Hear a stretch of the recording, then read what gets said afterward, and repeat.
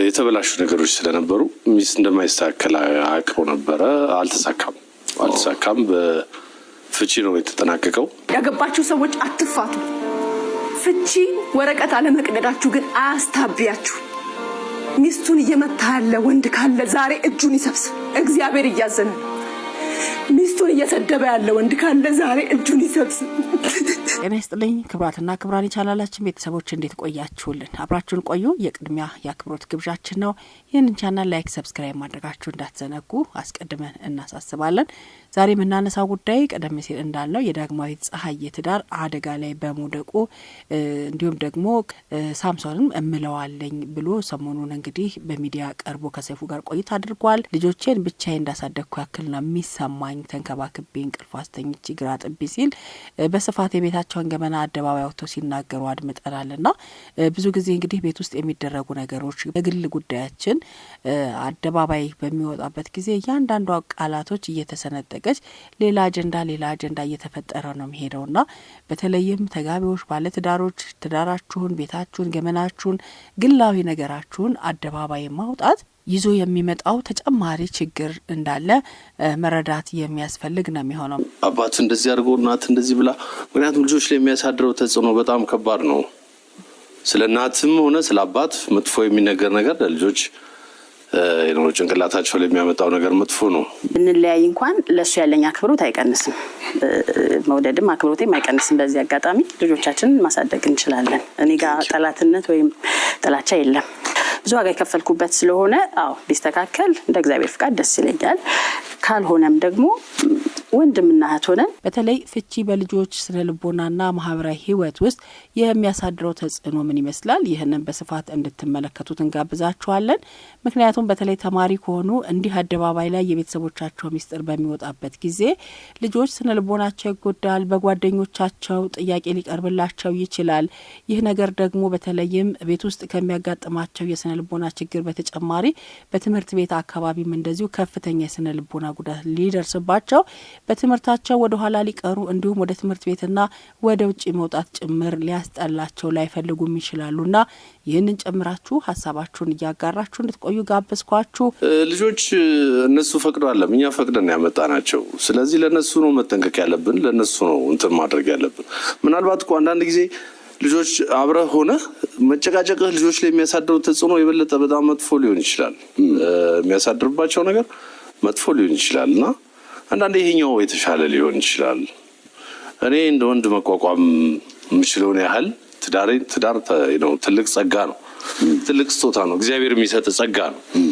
ስለዚህ እንደዋዛ ዝም ብለህ እንትን የምታደርገው ነገር አይደለም። እንደዋዛ በቃ ሲከፋ ጥለው የምትሄደው ነገር አይደለም እና ብዙ ሞክሬያለሁኝ፣ በጣም ብዙ ጥሬያለሁኝ። ግን ደግሞ አንዳንድ ጊዜ በግድ አይሆንም። ገባህ? እግዚአብሔር ካልፈቀደ ያ ነገር ልጆችም የበለጠ ጉዳት ላይ መውደቅ ከሌለባቸው ማብቃት ካለበት ማብቃት ነው ያለው። ድሮ ትዳር ሲታመም ወይም ደግሞ ችግር ሲፈጠርበት ሕክምና ይደረግለታል። በቤተሰብ ሰው አይስማው ተብሎ መፍትሄ ያገኛል። ታዲያ አሁን በአብዛኛው ባለትዳሮች ችግሩን ከመፍታት ይልቅ ትዳሩን ለመፍታት ሩጫ ላይ ያሉ ይመስላል።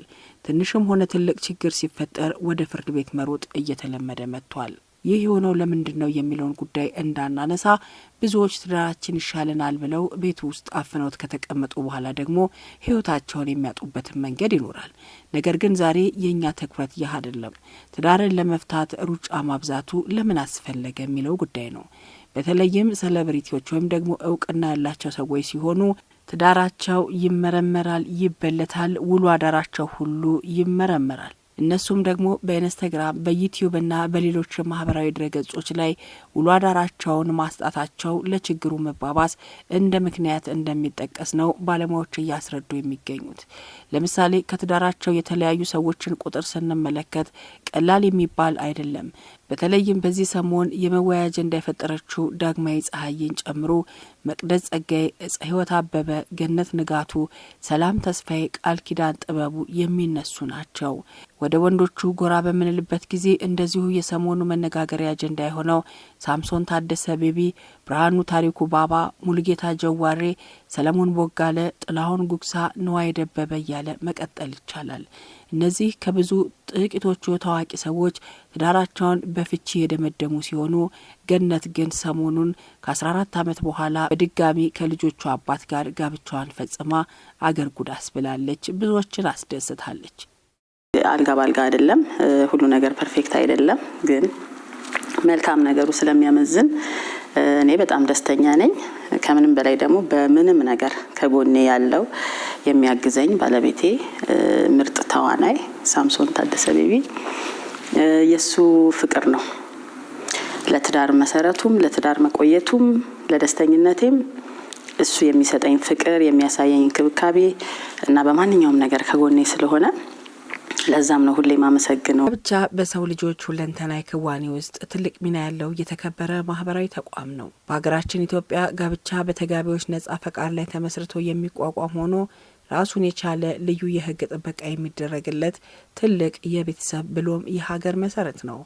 ይሁንና ይህ በተጋቢዎች ሙሉ ፍቃድ በመርህ ደረጃ እስከ ህይወታቸው ፍጻሜ ድረስ በአብሮነት ለመዝለቅ የሚመሰረተው ጋብቻ ፍቺን ጨምሮ በተለያዩ ምክንያቶች ሊፈርስ ይችላል። በሀገራችን ለጋብቻ ከተሰጡ ልዩ ጥበቃዎች ውስጥ አንዱ ጋብቻ ከሚመሰረትባቸው ሰፋ ያሉ መንገዶች ቢኖሩም ፍቺን በተመለከተ ግን በተደነገገው ህጋዊ መንገድ ብቻ መሆን እንዳለበት በአስገዳጅነት ተቀምጧል። በዚህም ጋብቻው የተፈጸመው በህጉ ከተመለከቱት የትኛው አይነት ስርዓት ቢሆንም የጋብቻው መፍረስ አንዱ መንገድ የሆነው ፍቺን በሚመለከት ግን በአንድ አይነት መንገድ የሚመራ ነው። በዚህ ዝግጅት ውስጥ የፍቺን ምንነት፣ የአፈጻጸም ሁኔታ እንዲሁም ደግሞ ፍቺን ተከትለው የሚመጡ ህጋዊ ውጤቶች ምንድናቸው የሚሉትንና በተለይም ደግሞ የባለትዳሮች አለመግባባት እንዴት ወደ ፍቺ ያመራር፣ ከዛ በኋላስ በልጆች ላይ የሚያሳድረው ተጽዕኖ ምንድን ነው የሚለውን ከሰሞኑ በማህበራዊ ሚዲያዎች ላይ የሚንጸባረቁ የተለያዩ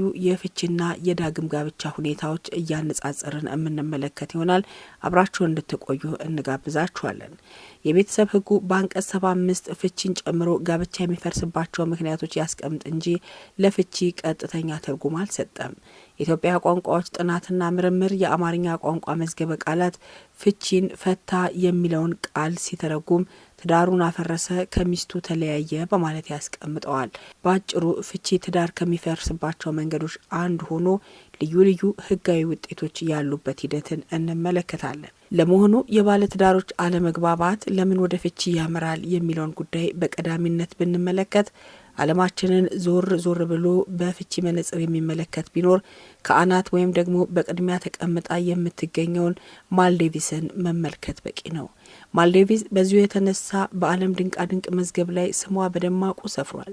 ከ1000 ትዳሮች ውስጥ 5.52 ያህሉ ትዳር በአፍንጫ ይውጣ ብለው ፍቺን መርጠዋል። ትንሽ ቀደም ያለውን ጥናት ብንመለከት በዚቹ ሀገር ከ1000 ባለትዳሮች መካከል 10.97 ያህሉ እህል ውሃቸውን በፍቺ ደምድመዋል። የህይወቴ ህይወት አንቺ በመሆንሽ ብለው የጀመሩት ትዳር ዓይንሽን ላፈር ዓይንህን ላፈር ተባብለው መለያየት በመላው ዓለም እየተለመደ ነው። ትዳር ዓለም አቀፋዊ እውነት እንደሆነ ሁሉ ፍቺም እንደሁ አይቀሬ እጣ ይመስላል። ካዛኪስታንና ሩሲያ በተፋቺ ጥንዶች ቁጥር በቅደም ተከተል ተቀምጠዋል።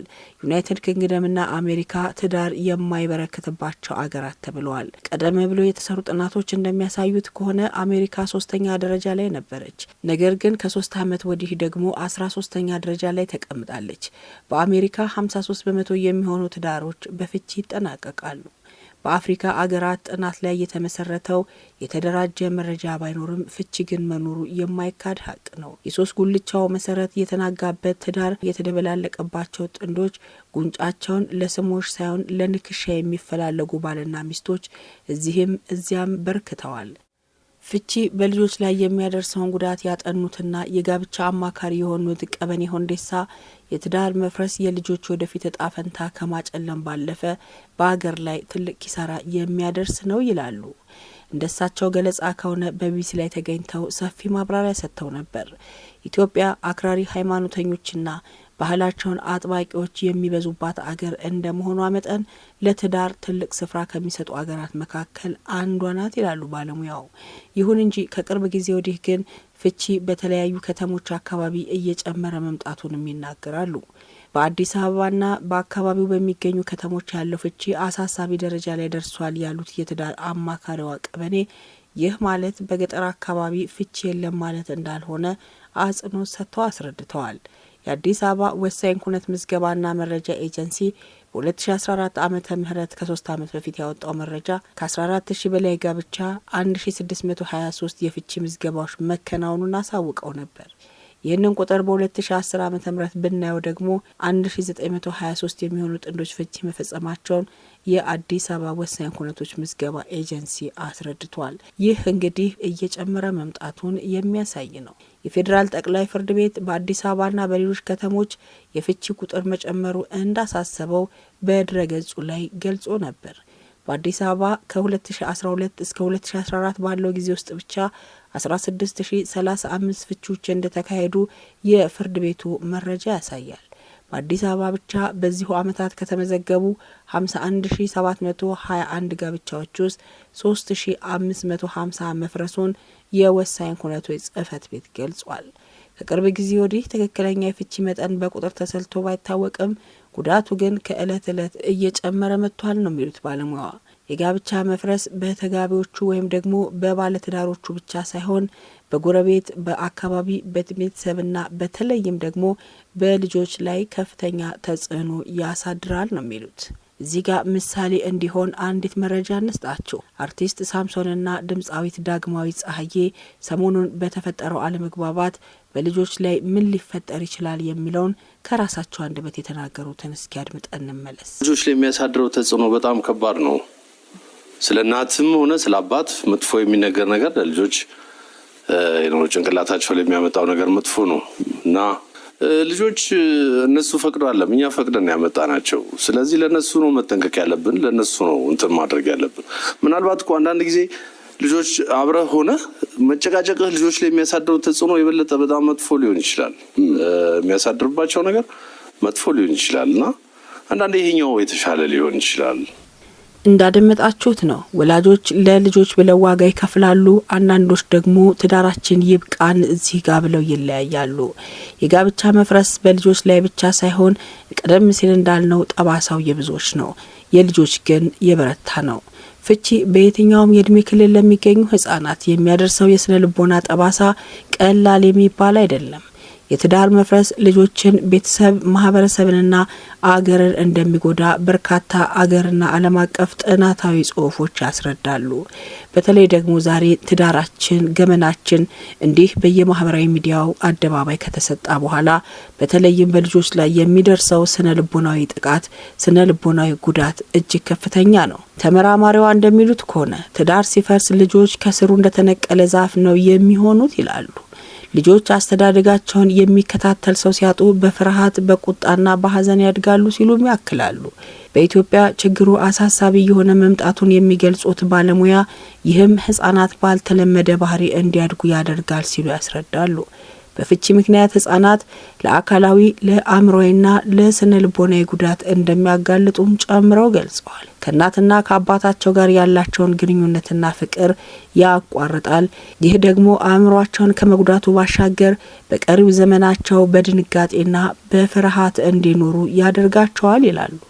ልጆች የወላጆቻቸውን ፍቅር በጋራ ይፈልጋሉ የሚሉት ባለሙያዋ ፍቺ ትውልድን፣ ቤተሰብን፣ ማህበረሰብን ከመጉዳት አልፎ ለሀገር ትልቅ ጉዳት ነው ሲሉ ነው ያስቀመጡት። ትዳር በጠንካራ መሰረት ላይ የተመሰረተ መሆን አለበት የሚሉት ባለሙያዋ የጋብቻ መፍረስ በቀጥታም ሆነ በተዘዋዋሪ ለአገር መውደቅ የራስን አስተዋጽኦ እንደሚያደርግ ነው የሚያስረዱት። ቤተሰብ በጋራ ያፈሩትን ልጅ በመንከባከብ በስርዓት ማሳደግና ማስተማር ለአገር እንዲሆኑ አድርገው መቅረጽ አለባቸው። ልጆችን በኃላፊነት ካላሳደግናቸው ጠንካራ ማህበረሰብ ሊገነባ አይችልም። ጠንካራ ማህበረሰብ የሌላት አገር ሁሌም ቢሆን ችግር ውስጥ ናት። ይህ ነው የፍቺ ችግር ሲሉን የደመደሙት። ቤት ውስጥ እንደ ሚስት በቃ ጥሩ ሚስት ነኝ፣ ኃላፊነቴን በአግባቡ ምወጣ፣ መጽሐፍ ቅዱስ ላይ ያለችዋን በትክክል ባልሆናትም ለመሆን ምሞክር ምጥር ነኝ። ያቺ ብልሃን ሴት በስንፍና ትዳሯን የምታፈርስ ሳትሆን በብልህነት ቤቷን የምትመራ እሷን ለመሆን ነው የምሞክረው እንደ እናት። እንደ እናት በጣም ኮንፊደንት በጣም እናትነቴን ወደዋለሁ። በጣም እናትነቴን ስለሚስትነቴ ባሌ ይናገር ግን ስለ እናትነቴ በጣም ልጆቼ በኔ በቃ ደስተኛ ናቸው።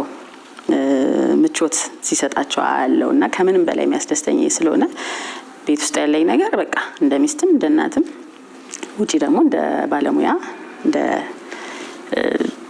አራያ ለሌላዋ ሴት የምትሆን እንደዛ ነው። በኢትዮጵያ ለፍቺ ዋነኛው መንስኤ ተብለው የሚጠቀሱት የኢኮኖሚ መዳከም፣ አለመተማመን፣ ቅናትና የጋራ ግንኙነት አለመጣጣም ናቸው ይላሉ ባለሙያዋ። በእኛ ሀገር ውስጥ በተለይም የጋራ ግንኙነት ላይ እንደ ነውር የሚቆጠረው ይህም ብዙ ችግር አስከትሏል። በምዕራቡ ዓለም ግን ይህ እምብዛም ችግር አይደለም ይላሉ። እንደ ወይዘሮ ቀበኔ ጥናት ትዳሮች በጋራ ግንኙነት አለመጣጣም ችግር ምክንያት የሚፈርሱ ቢሆንም እንኳ ኢኮኖሚያዊ ችግሮች ግን ትልቁን ድርሻ ይይዛሉ ይላሉ። በንብረት ላይ መጋጨት፣ አለመግባባት፣ እርስ በርስ መጠራጠር እንዲሁም ደግሞ ንብረትን መደበቅ ለትዳር መፍረስ ዋና ምክንያቶች ናቸው ሲሉ ነው ያስቀመጡት። ሌላው ከባድ የፍቺ ምክንያት ደግሞ ይላሉ ባለሙያዋ ጣልቃ ገብነት ነው ይላሉ። የቤተሰብና የሌሎች ሰዎች ጣልቃ ገብነት በተለያየ መንገድ ይገለጻል። በልጆች ቁጥር፣ በአኗኗር ስርዓት፣ በመኖሪያ ስፍራ ምርጫ፣ በባልና ሚስት መካከል ጣልቃ የሚገቡ ሰዎች ለፍቺ ምክንያት ይሆናሉ ብለዋል። እንደ ባለሙያዋ ገለጻ ዘመድም ሆነ ሌላ ሰው በትዳር ውስጥ ጣልቃ መግባት ከጀመረ ትዳሩ አደጋ ውስጥ እንደሚሆን የጥናታቸውን ውጤት በመጥቀስ ይፋ አድርገዋል። ነገር ግን ይላሉ ባለሙያዋ ተጋቢዎቹ ከተግባቡ ከተመካከሩና ከተከባበሩ ሶስተኛ ወገን ትዳር ለማፍረስ ቦታ አይኖረውም ነው የሚሉት። በአሁኑ ሰዓት ግን ፍቅራችንን በቀለበት እንሰረው በሰርግ እናድምቀው የሚሉትን ያህል ፍቻችንን አጽድቅልን ብለው የፍርድ ቤት ደጃፍ የሚመላለሱት ቁጥር ቀላል አይደለም ነው የሚሉት ባለሙያዋ። ትዳርን ከፍቻ አረንቋ ለማውጣት ግን ወላጆች የሚከፍሉት መስዋዕትነት እንደሚኖር ነው ያስረዱት። ይህ መስዋዕትነት ለልጆች ሲባል ሊከፈል የሚችል እንደሆነም ጨምረው ጠቅሰዋል። ይህ ሳይሆን ቀርቶ የፍቅር ሸማ የለበሰው ትዳር የፍቺ ፀሐይ ከሙቀው ግን በመካከል ያሉ ልጆች እንዳይጎዱ ማህበረሰቡና መንግስት ተገቢ የሆነ እርምጃ መውሰድ እንዳለባቸው ነው ባለሙያው የሚመክሩት። በፍቺ የተለያዩ ቤተሰቦች ያሏቸው ልጆች በትምህርት ላይ እንዲያተኩሩና የተለያዩ የስራ ተግባራትን እንዲያለማምዱ የተወሰነ የመግባቢያ ማዕከል ሊያቋቁሙላቸው ይገባል ነው የሚሉት። አክለውም ጥንዶች ወደ ትዳር ከመግባታቸው በፊት ሊያስተውሉ ስለሚገባቸው ጉዳዮችም አንስተዋል። በቀዳሚነት ያስቀመጡት ትዳር ከመንገድ ላይ ጎራ የምንልበት አይደለም። በእቅድና በትኩረት የተገነባ ትዳር ከሁሉ የበለጠ ጠንካራ መሰረት ይኖረዋል ነው የሚሉት። በመጨረሻም ጋብቻ ማህበራዊ ተቋም እንደመሆኑ መጠን ተጋቢዎች በስነ አእምሮ ሊጠብቁት ካልቻሉ ሌላ አካል ማንም አይጠብቀውም ሲሉ ነው ሀሳባቸውን የሚደመድሙት። የተከበራችሁና የተወደዳችሁ የቻናላችን ቤተሰቦች አብራችሁን ስለነበራችሁ እናመሰግናለን። የራሳችሁን ተመክሮ ጭምር እንድታጋሩን ሀሳባችሁን እንድታካፍሉን ጋብዘናችኋል። በሀሳብ መስጫው ሳጥን ወይም ደግሞ በኮሜንት ሴክሽን ላይ እንድታስቀምጡልን ጋብዘናችኋል። ይህንን ቻናል ላይክ፣ ሰብስክራይብ እንድታደርጉ እንደዚሁን ጋብዛችኋለን። በተለይ ፍቺ በልጆች ስነ ልቦናና ማህበራዊ ህይወት ውስጥ የሚያሳድረው ተጽዕኖ ምን ይመስላል? ይህንን በስፋት እንድትመለከቱት እንጋብዛችኋለን። ምክንያቱም በተለይ ተማሪ ከሆኑ እንዲህ አደባባይ ላይ የቤተሰቦቻቸው ሚስጥር በሚወጣበት ጊዜ ልጆች ስነ ልቦናቸው ይጎዳል። በጓደኞቻቸው ጥያቄ ሊቀርብላቸው ይችላል። ይህ ነገር ደግሞ በተለይም ቤት ውስጥ ከሚያጋጥማቸው የስነ ልቦና ችግር በተጨማሪ በትምህርት ቤት አካባቢም እንደዚሁ ከፍተኛ የስነ ልቦና ጉዳት ሊደርስባቸው በትምህርታቸው ወደ ኋላ ሊቀሩ እንዲሁም ወደ ትምህርት ቤትና ወደ ውጪ መውጣት ጭምር ሊያስጠላቸው ላይፈልጉም ይችላሉና ይህንን ጨምራችሁ ሀሳባችሁን እያጋራችሁ እንድትቆዩ ጋበዝኳችሁ። መልካም ጊዜ በያላችሁበት ቸር ይቆየን። ትዳራችንን ሀገራችንን ሁሉ ይጠብቀልን። ሰላም ለሁላችሁን።